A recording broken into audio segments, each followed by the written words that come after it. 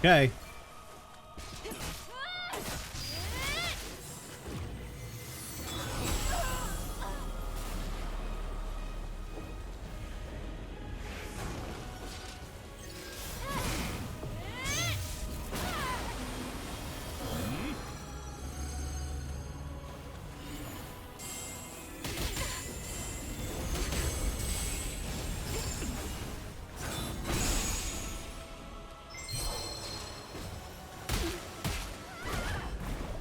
Bro.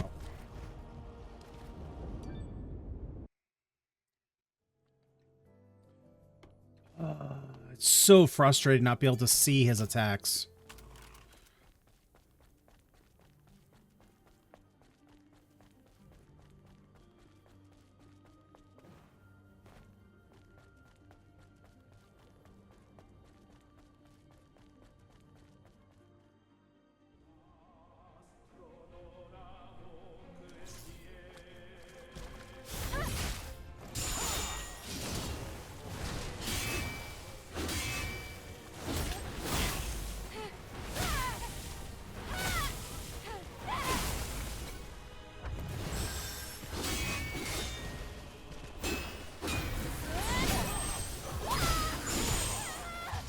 Oh, my bad. Oh, my bad. I got too greedy.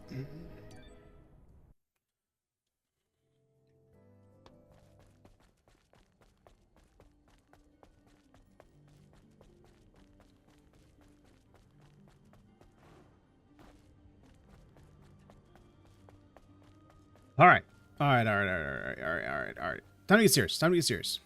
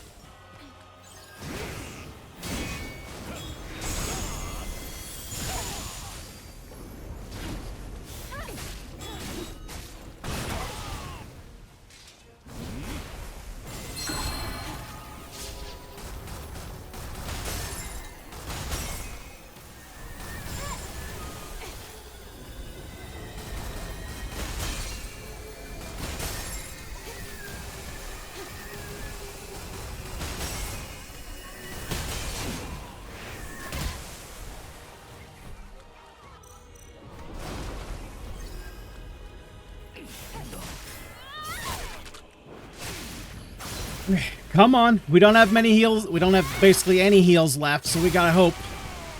Oh my god. I think we got him. Nice. Please be it, because I have no more potions.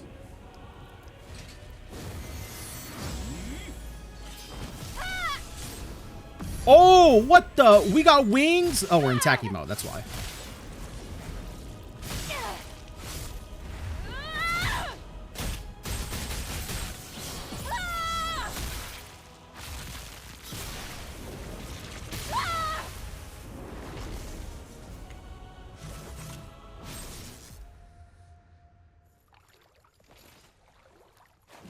Suck it, Adam.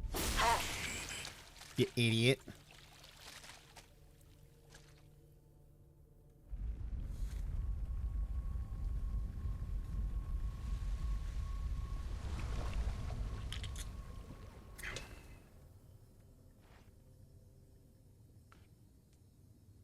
Adam, I'm sorry. Eve. With this, the history of humans is over. Your will, your actions, your decisions. You know what I think of that, Adam? That was weak. I thought I had more in the tank. That everyone is guided in the right direction.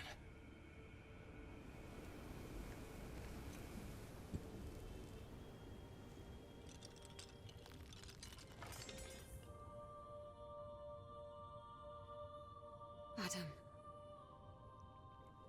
He got cool bones, though. He got cool bones. Goodbye.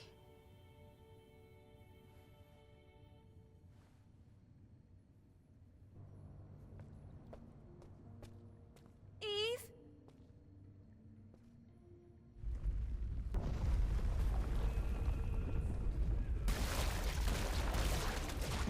Eve!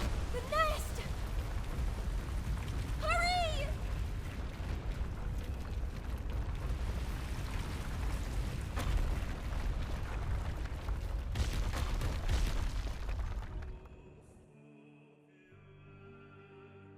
Bury that man.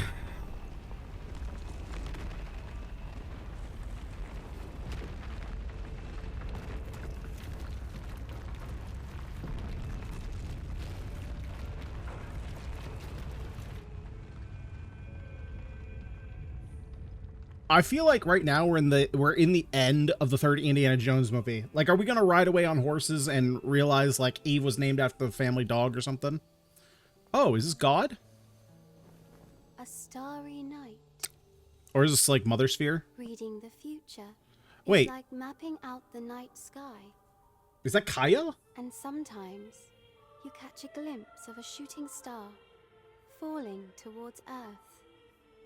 Yes, seeing the future is just like that. I fully respect your decision, Eve. Oh, okay. This is Even Mother if it Sphere. is This is like a bittersweet one.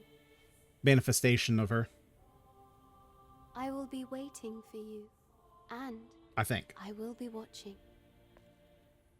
Mother Sphere. Is it done? Is it finally over? Yes, it is, Eve and Lily. It is time to go home.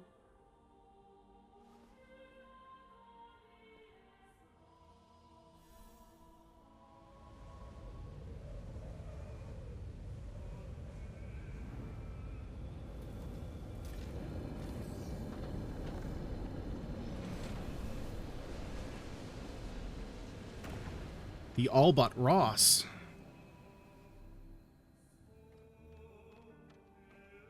That is a very tall we still ship. have things to do. Do we though, Lily? First, let's pay Mother Sphere a visit. We have a few questions for her, remember?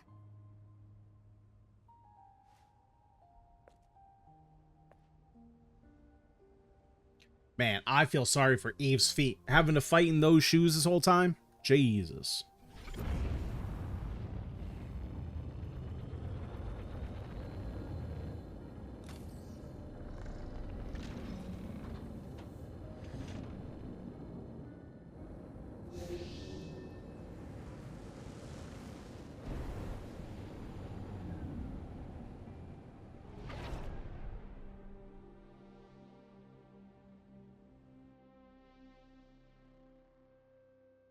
So are we gonna actually meet up with Mother Sphere? Honestly, I kind of thought that Mother Sphere was gonna be the final boss fight.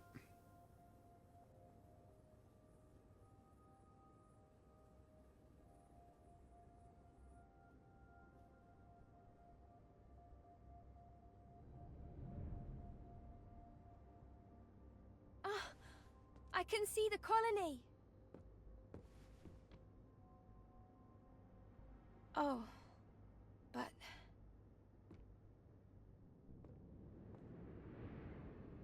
All right, what's the reveal?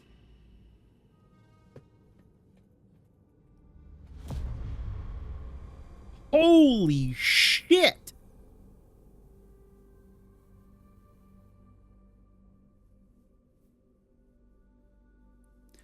That is not what I expected that to look like.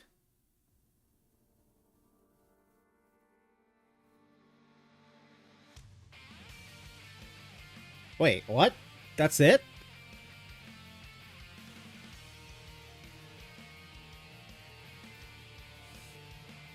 They made I don't know what they realized. I don't know what the realization was there. They were just like I can see it. Wait. And then it I don't know what was to be discovered there. Like, is that not what they expected it to look like? Is the implication that the colony isn't there? Because I mean, it's like surrounding the entire planet like crazy.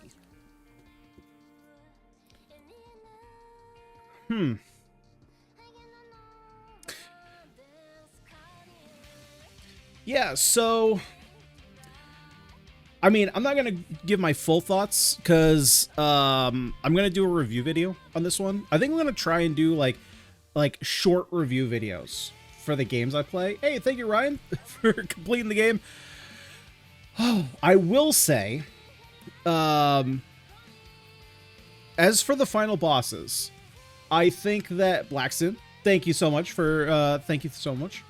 In terms of the two final bosses, I think that this is kind of what I thought would happen, is that the second to last boss was going to be like the actual better boss, but then the final boss was going to be more epic. That's kind of a trend that I tend to find a lot, right? Is that the second to last boss is actually harder than the last one. I think I had more fun with the second to last boss. Really, my big issue with the final boss is it has nothing to do with the boss itself. I don't understand why you would put attacks that are bright yellow with white centers coming from a white background. The design of that color scheme is just so god-awful, and the boss is white. Like, I just couldn't see anything. So I kind of had to get lucky there in the end. Used Tacky mode twice. Like, shooting the angels while he was doing his instant kill attack was really tough to see what was going on. That was really like my big struggle in that final fight. And I really wish I get why they did it, because it's like, it's supposed to be like heavenly, right? But I don't know, maybe make the attacks a different color if you're going to do that. If you want like that really bright background. It was just really tough to see what was going on. The second to last fight was that one was a bruiser. That one, I think we took probably like 2 hours for that one. Like, this last one, like, there, you know, I had a number of deaths, but I think it maybe only took 20 minutes, 30 minutes, something like that. I will say, some, not all, there were definitely skill issues in the first fight, but some of those issues were coming from this just dead controller. We need to buy a new controller. Especially, my thumb, I haven't said anything, but my thumb has been killing me at the end of all these sessions because my left stick is basically dead, and the actuation of the click doesn't really work anymore. So I've had to like force it in every time I want to run, which made it very difficult to activate Tacky mode. So that's more so on me. But no, in general, I really like this game. I wouldn't say it's like amazing. The story, in my opinion, it was kind of lacking. But to be fair, and I've said it a couple times, the CEO and director of the game has admitted that the story is a weak point in the game. He said that it was just taking too long to do all the cutscenes, and so they had to condense a lot of the story. They had to cut some of the story, and I think it shows. That being said, I think that he's also said that this is the first game that they developed for console. I think, don't quote me on that. But they wanted to spend a lot more time in the gameplay than the story. But now that they've got like this under their belt, that other games in the Stellar Blade franchise, because obviously they're setting up for a sequel, they're going to focus a bit more on the story and flesh that out. And I'm assuming that they're also going to have more money available to them, especially with how fast this thing sold just in the past week when it came to PC. So I would assume that they'll probably bump the quality up in the sequel. That being said, the combat was great. I will say, for me, and this is more of a me personally thing, not really a game design thing, I was not a big fan of like the grenades and such. I really didn't use those, and the drones range mode I didn't really use. I could have done without those in the game. I would have like, if you could have given me the option between losing all the extraneous weapons like the grenades and the mines and stuff, the drone, and just given me even a couple other weapon options, I probably would have preferred that.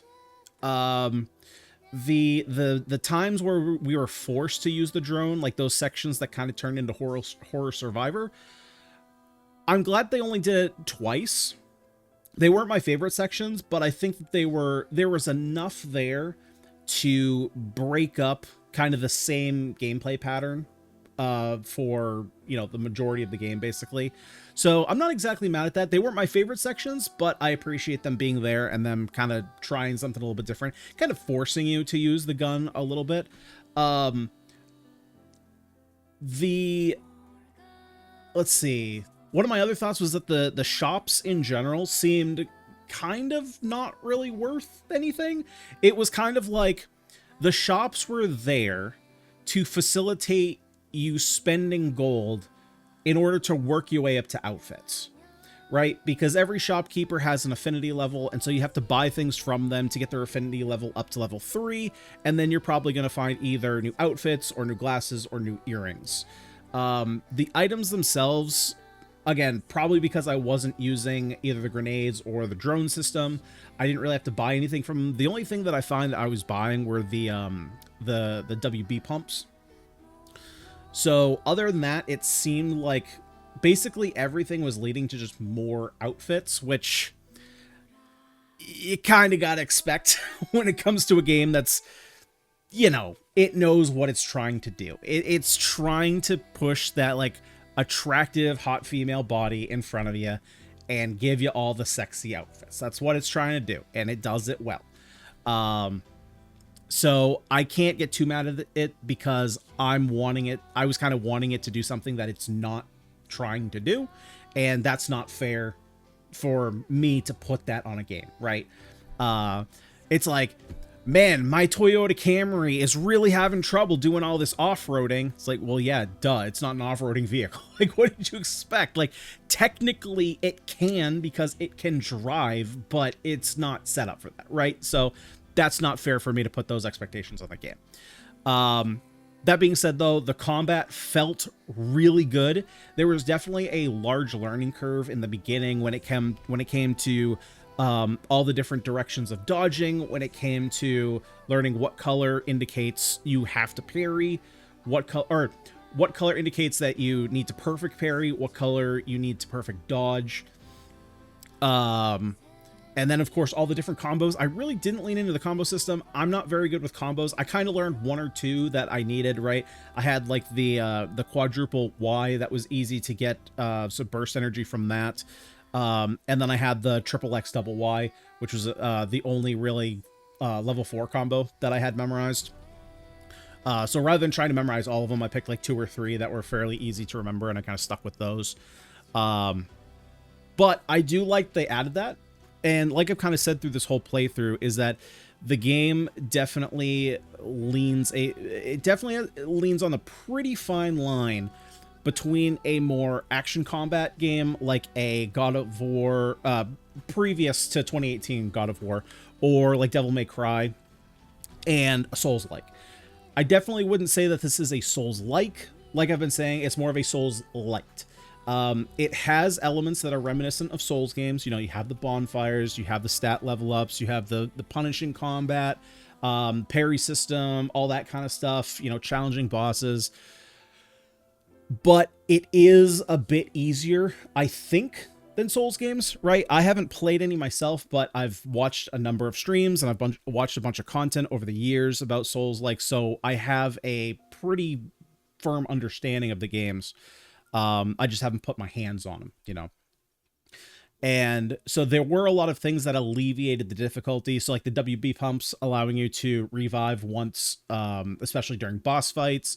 You have the shield system, which reduces damage incoming until your shield goes away. Then you take full damage.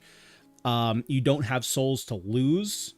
So there's no real death punishment mechanic except having to walk back. But again, that's a Souls-like thing as well. So it definitely feels like a Souls-light. And so I'm assuming after I play a bunch more Souls games that what my previous assumption was and will continue to be is that this is going to be a pretty decent entry point into the Souls genre if you're not like a hardcore gamer that wants to just jump into Dark Souls and get punished immediately. You know, a lot of the things that like I remember from some of the beginning like speedrun stuff that I've seen from Dark Souls 1, you know, you see like at the very beginning that staircase where you're walking up it, the boulder comes down, runs over you. You know, enemies that are posted like up on walls in like that first dungeon in Elden Ring, where you can't really see them. If you look around the corner, you walk in and they jump right at you. Stuff like that. It happened occasionally, but not all too often. So it was definitely not as punishing as I expected it was going to be, but there were definitely punishing moments. You know, fighting multiple enemies at the same time tended to be pretty challenging, especially when you were trying to... I probably shouldn't have been locking on in those specific instances, but I don't know. I never thought about that too much, and overall, having the burst damage attacks really helped out once we actually unlocked those.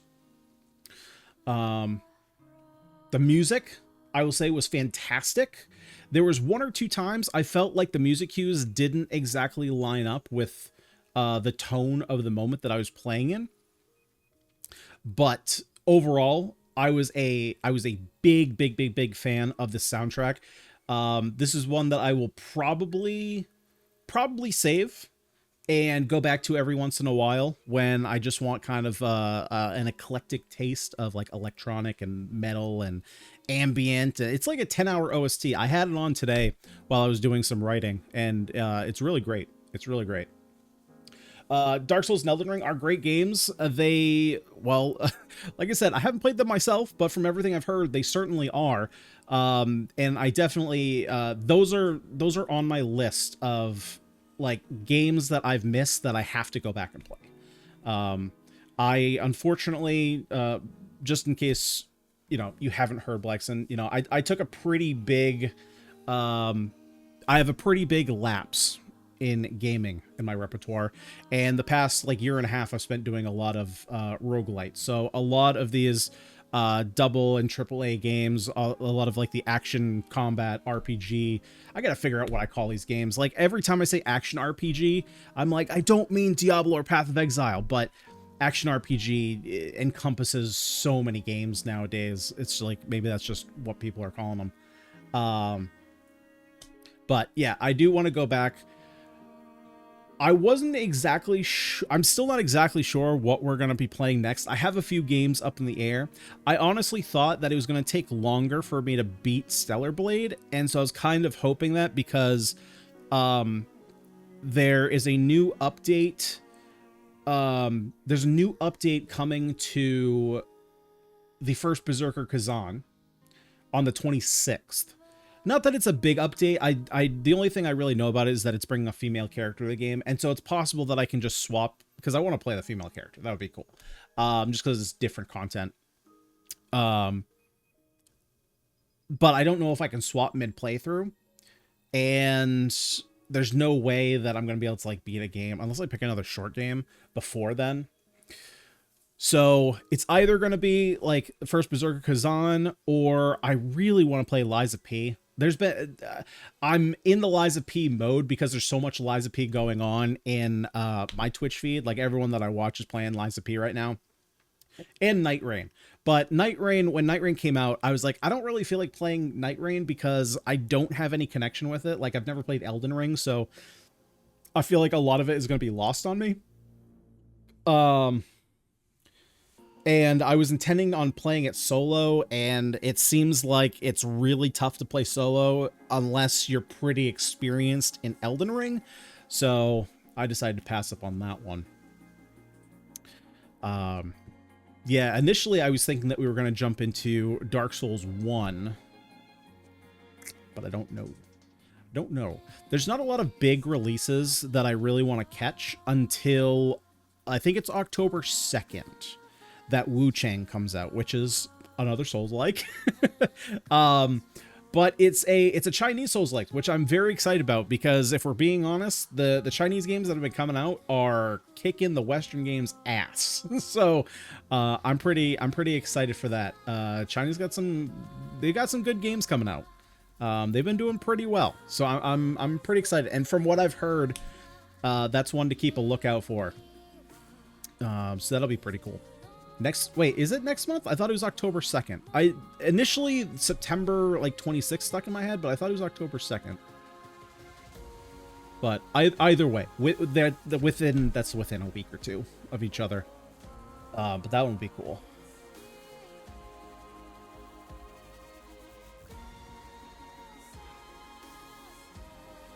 Yeah, you're completely right. I have my months so off. You know what? I said October 2nd, and I was literally thinking that was the month after next. I am so off my days. But yes, you're right. My brain's already like 3 months in the future. Holy crap, I messed that up. Anyway, but isn't like Borderlands 4? Is that coming out? I'm not sure if I'll hit Borderlands 4 or not. I was a big fan. I think I played Borderlands 1 or 2. I definitely missed 3. But I played those in high school, which, holy Christ, those are old games now. But that might be fun. From what I've seen, it looks like they took a slight stylistic change from what they were doing before. So we'll see if we hit that one. It's a bit unfortunate that it's going to be an $80 game. That really sucks. And some of the comments that the director has made are not super great. Dude, these companies with their $80 price tags, like, I get that look, everybody wants to make more money. But like, you have to justify cranking the price up to 80 bucks. You can't put out the same games that you've been putting out for the past 10 or 15 years and justify going up to 80 bucks. Especially, like, you know why they're doing it. They have to do it because they're overspending in development. They're taking too much time. They're hiring too many people. And they're spending it all on, like, free lunch spa days and safety rooms, you know, or safe spaces, sorry, for all these California millennials. Like, and so they spend hundreds of millions of dollars to make these games. They're like, man, we gotta get our money back. How do we do it? Raise the price. Or they do shit like come out with a $150 collection edition that doesn't include the game. Excuse me? You want me to pay $150 for some, like, skins in-game, a little statue for a collector's edition, and no game? Like, it would be one thing. Okay, if they were doing a physical copy, like, okay, I understand. That costs money to make. But a digital code for the license to a game, because you don't own the digital copy, that doesn't cost anything. So the only reason to do that is because you want an additional $80 for them to buy the game. Bullshit. Bullshit. That's not cool. That's not cool. And then when I think it was the director. It was someone high up. But when, you know, people were lashing out about the $80 price tag, he's like, oh, if you're a true fan, you'll find a way to make it happen. Get bent, dude. Everything's expensive. And it's like, yeah. And then you have like absolutely phenomenal games that come out at like the $30, $40, and $50 price tag like recently. And it's just like, why would I buy those games? Especially when like the developers just hate you. Like, yeah. It's a whole thing. It's a whole thing. That being said, going back to coming off the rant, going back to Stellar Blade, I thought this was a really fun experience. Yeah, that honestly, that pretty much sums it up. I thought it was a really fun time. There were some systems that I thought needed to be fleshed out a little bit more. The story as well, but if you're not in it necessarily for the story and you're just in it for the gameplay is very fun. I will say I wish that one of the maps was not a second desert. That kind of bummed me out, especially in the Great Desert where there was just like sand everywhere and there was not a lot of stuff in between areas of interest. It was kind of boring visually, but I thought that the cities, so like Ido 7 and 9 and the last area, or the second to last area, where we were on the space elevator, I thought those were great. I really wished, I wish we got to spend more time in Ido 7. It kind of sucked that it was the very first place because it set my expectations really high, right? It was a lot of like these very cool tones. It was dark and rainy and kind of had like a Blade Runner vibe to it. And we only spent like the first 2 or 3 hours there, and then the whole like 70% of the middle game was spent in deserts. Even the hub world was basically deserts. It was all orange. The lights were way too overblown. So I wish we got to spend more time in those like the cities. That would have been cool. And even the what am I trying to say? The like, I keep wanting to say secondary. I know it's not secondary. The optional. Jesus, I don't know why I couldn't find that word. The optional area that we went to for Lily's side quest was really cool. Except for all that damn yellow paint. Allow us to turn that off. You let us turn off hints in the settings. Let us turn off yellow paint. It is everywhere. In that section, it was egregious. You know, in a lot of the other sections, or in a lot of the other maps, they would use some decent alternatives to the yellow paint. They would use like yellow lights, which I thought was kind of fine. You know, especially in like the industrial parts of the desert, they would have those like, you know, the lights with the metal grates on them and they were just like bright yellow. I was like, okay, that's fine. I could see that being in the world. But when you have a literal just like paint splatter across the entire, you know, floor, it's like, oh, okay, I guess this is where I go. I wish that they didn't have to do that, but if I had to guess, that's like a higher up thing. I can't imagine their developers sitting here like, man, we got this beautiful world everywhere. Let's just throw yellow paint and slap it everywhere. That's going to make it look real good. But it is what it is. You know, it is what it is. Every game does it.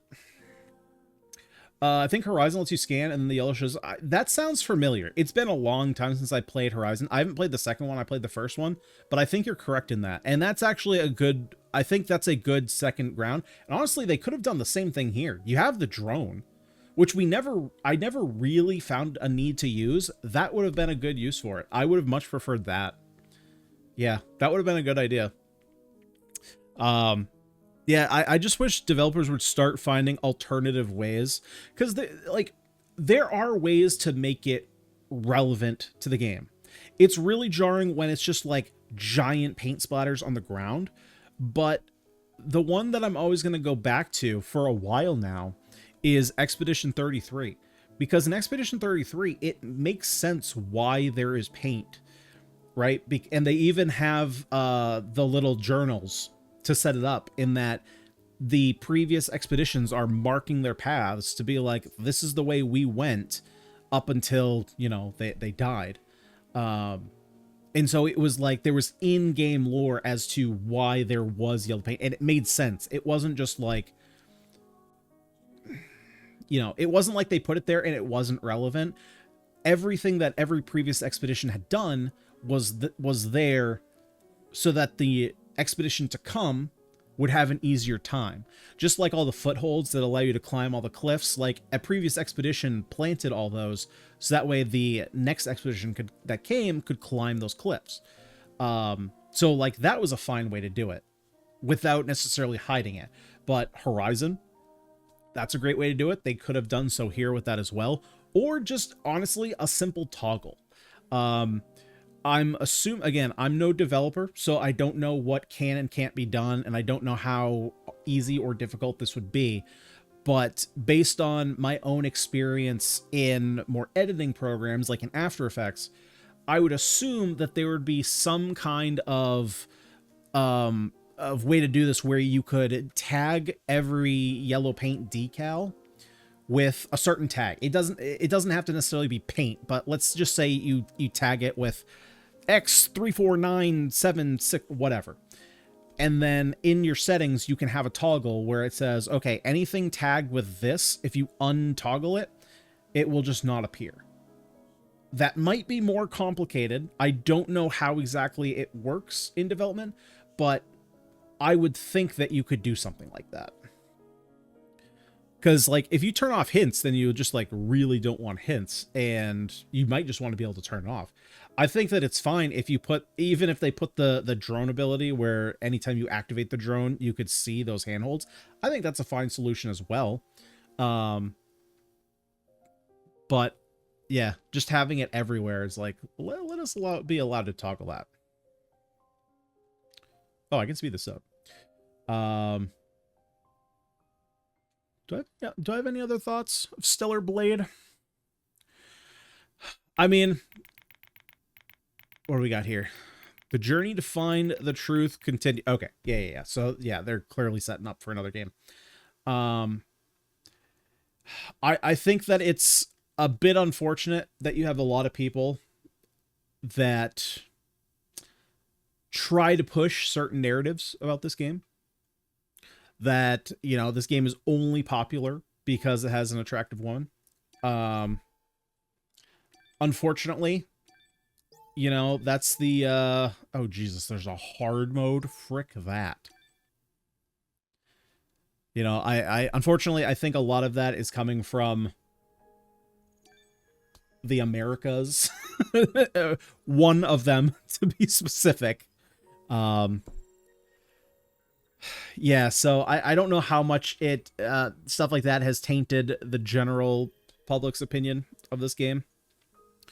But as far as the people who actually do play games, I think most people know that it's quite a good game that gives you a little bit of fan service along the way. But other than that, I had fun playing Celebrated. What do we clock in at? We clocked in at, okay, 31 hours. Not bad. Not bad. So I think if you were to play this game without doing side quests, you could probably do it in 20 hours, which is pretty close to what, how long it takes to beat says. I think that's pretty reasonable. Which is pretty good length. I thought this was a great length. I don't think that it overstayed its welcome. I think that it was like perfect length. I don't think I would want it to go on for another 10 or 15 hours. Which it probably could go on for another 4 or 5 had I done all the side quests in that last spot, in that last section. But I didn't realize that, like, once I selected to go to the moon, even though we didn't go to the moon, that it was going to turn off all my side quests. Which I should have assumed that it was giving me that prompt, but the way that I read it was like, we're going to go to the moon, and you can't really do these for a while because you're up there. And then I thought when we come back down, we'll be able to do them. But then we had the Zion burning thing, and we couldn't redo them. But that was fine, though, I think, because at a certain point, after doing so many of the side quests, I actually felt like they were kind of worthless to do. Kind of like I had mentioned before. The way that I was playing the game, I didn't really notice... Or I didn't really feel like there was a big reason to get a bunch of gold, right? There were very few times that I actually spent gold. And really, the couple big times that I did spend, I spent in order to get materials for Omnibolts, which I then used to get my gear slots up. But the thing is, I really didn't have to do that, because then in the last zone, they threw like 3 or 4 Omnibolts at me all at the same time. So I basically just had extra Omnibolts that I didn't need. And so since gold wasn't really a thing that I needed, I could have technically done it for XP. I still had nodes that weren't completed.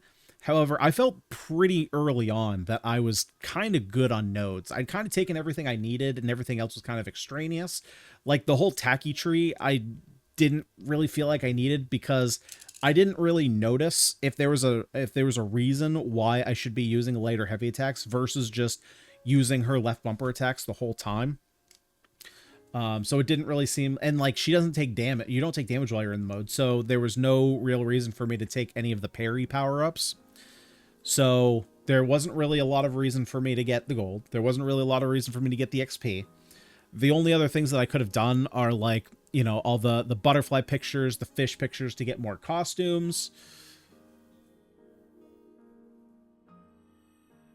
We had gotten enough costumes. So at a certain point, I was like, all right, I'm good. I'm good. But no, I had a lot of fun playing Stellarblade. Hopefully you guys had fun watching Stellarblade. I know that today was, from my standpoint, it was a little frustrating. I definitely got tilted there a couple of the boss fights, but hey, that's what you're watching for. Just make it tilted. But we made it through. I knew we would make it through. It was just a matter of time. It's gonna be real interesting when we do the more challenging games. We're gonna try the other ending. No, because honestly, if I'm being completely honest, Ryan, I didn't care for the story in this game at all. It wasn't even like, let me rephrase. Not that I didn't care in that it was a bad story. I was just kind of indifferent to the story. It was just kind of like a means to an end for me. Half the time where I was watching, like, there were certain things that just didn't get set up properly for me. There were certain emotional moments that I didn't feel, they were either not set up enough, or they were revelations that felt like by the time I got to them, they were so obvious that it wasn't really necessary to have the characters like have this big revelation. Yeah, and so I wasn't super invested in the story, so I'll probably just like watch them on YouTube, but because there's 2 other endings, and I'm pretty sure that in order to do them, I would have to play the entire game over, right? Because I didn't even know this, but apparently there's a like relationship-ish status with Adam and Lily based on how many side quests you do for them. And so because I think this one happened because I did more for Lily, I think. And so in order to get the other endings, I would have to play over again. But I have too many games that I want to play this one again. So it was fun, but for me, it was a one and done.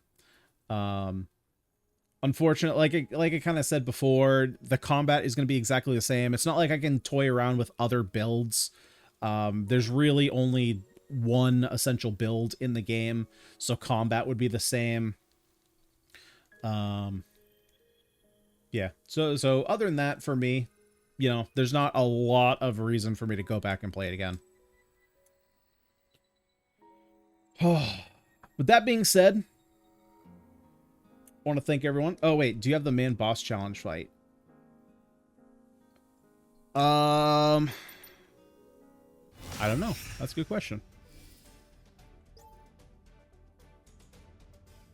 More powerful versions of bosses. I do. But if I'm being honest, with this busted ass controller, I'm not about to do an optional boss.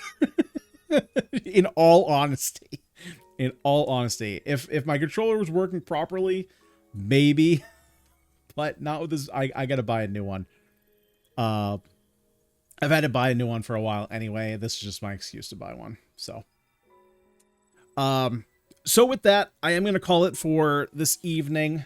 I'm not sure what my plan is moving forward. Whether I'm going to be on tomorrow or Sunday. Do you plan on being back Monday on our normal day? The weekend is kind of up in the air for me right now. I keep telling myself that I want to move my room around, move my desk around. It's just, it's such a headache. It's such a headache. I have done so many different layouts for this room. You know, I took measurements and I was drawing all the different layouts I could for what I was trying to achieve. And like, I just can't figure out an optimal way that I want to rearrange this room. And you might ask yourself, why do you even want to rearrange it in the first place? Well, there's a couple of reasons. You know, like, it kind of sucks that like my computer and my lights are literally just like hanging in my doorway. That's kind of a little bit annoying based on where my desk is. The problem is like there's a bunch of places where I would like to put my desk in my room. The issue is that my bed is just like slightly too long for anywhere else I could put it if I put my desk where I want to. So that's kind of the limiting factor. So I think I know where I'm going to put it. Unfortunately, it doesn't solve the sound issue of the AC. It actually brings me closer to my air conditioning unit, which is not great. I would like it to be, I know I'm pointing, I know this doesn't help you guys, but I would like it to be over here in the corner, and then I could have a secondary desk as well for like whenever I have PC troubles, that I could just set up an extra space. Because I need like an extra table to work on. Right now, the only space I have to work on my computers, right now it's just computer. There might be a second computer in the works. That being said, I'm not buying a flat out computer. I have so many computer parts that I've meant to sell over the years from my past computers that I haven't. So I basically have parts to build another computer. But the only space that I have in here to work on them is on my desk. But obviously in doing that, I'm knocking the computer into my monitors. And if I need to look something up about something going down, then I have my computer in front of like my keyboard, and it's a whole thing. So I'm trying to figure out like a little like mobile workstation / shelving unit that I can use. Trying to figure out a lot of stuff and exactly how to rearrange anything. But once it clicks, ooh, it's gonna be satisfying. It's gonna be very satisfying. Do I got anything else that I'm doing here before we head out? I don't think so. I think that's where we're gonna end it. So thank you guys so much for hanging out this fine evening. For anyone out there, if you're watching and you haven't already either subbed to the channel over on YouTube or followed over on Twitch, do one of those. That way you never miss a stream. And it would make me a happy boy. Bladeson, laters, thank you so much for sticking around. Oh, and if you haven't already, join our Discord. We got a link down below in the description of YouTube, and also a link over on the Twitches. And yeah, you can come chat it up with me and some of my other peeps. And other than that, I'm out. Ryan, thank you so much. Techfly, thank you so much. Blackson, thank you again. And I will see you guys at some point at Monday, definitely, perhaps this weekend, but we shall see. Stellar Blade, Eve, it's been a good one. Man, I'm gonna miss playing Eve. I gotta play Pinocchio if we're playing Lies Be. I gotta play Berserker. I can't look at Eve anymore. That's sad. That's sad. Anyway, see you later, everybody.